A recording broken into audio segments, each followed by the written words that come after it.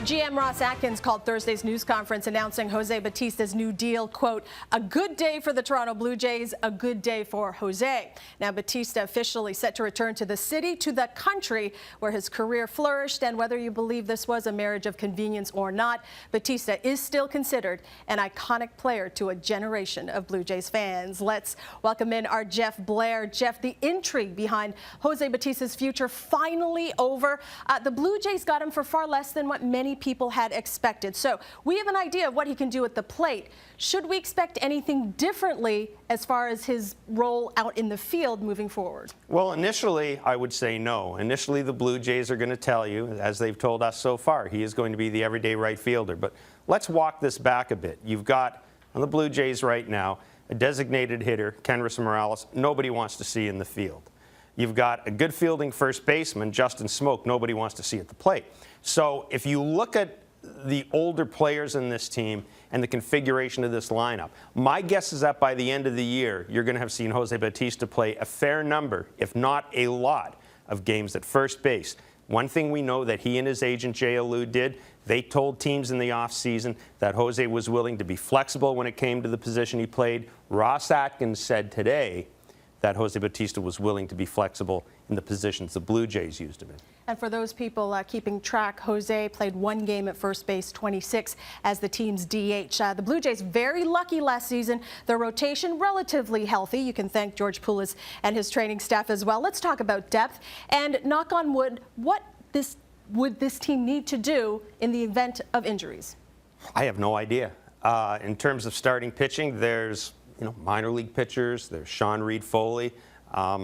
I'll tell you what, the Jays, what they really need is they really need Joe Biagini to go down to AAA and start.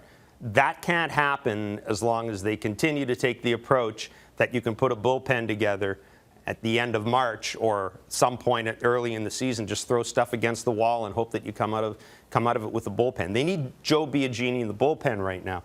Whereas I'd like to see Joe Biagini learning how to start because there's not a lot of available depth at AAA. News leaked recently regarding a blockbuster deal involving the Blue Jays and the Pittsburgh Pirates that eventually fell through. What can you tell us about that? Well, the Pirates and Jays have talked about Andrew McCutchen a couple of times this offseason. It makes sense. Neil Huntington and Mark Shapiro, of course, know each other. Neil Huntington worked for Mark Shapiro when they were both with Cleveland. The issue is every time the Pirates and Jays talk about Andrew McCutchen, the first name the Pirates ask for is Vladimir Guerrero Jr. Now, if I'm the Blue Jays and I've seen the value of young position players in the market, and we saw that at the winter meetings, there's no way I'm making a move for Andrew McCutchen that's going to cost me Vladimir Guerrero plus another prospect. One of the reasons I think signing Jose Bautista makes sense is, you know what it does? It allows the Jays to sort of punt some decisions down the road. You've got Jose Bautista here this year. Let's see what Rowdy Tellez does. Let's see if Dalton Pompey turns into any type of hitter. Let's see what Harold Ramirez is. Let's see what Anthony Alford is. So the Jays have some young hitters, and I think the Jays are probably more interested in seeing what those guys are about than trading them right now. And quite frankly, I think that's probably the prudent approach.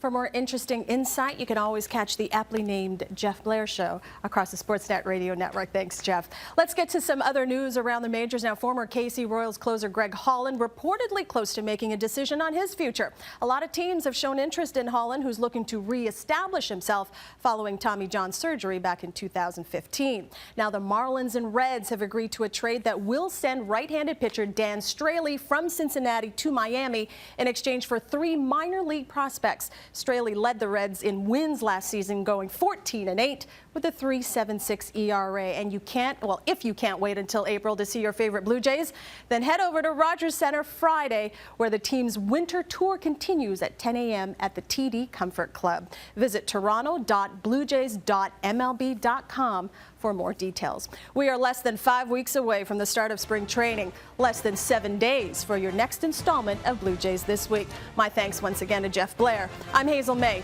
We'll see you next time.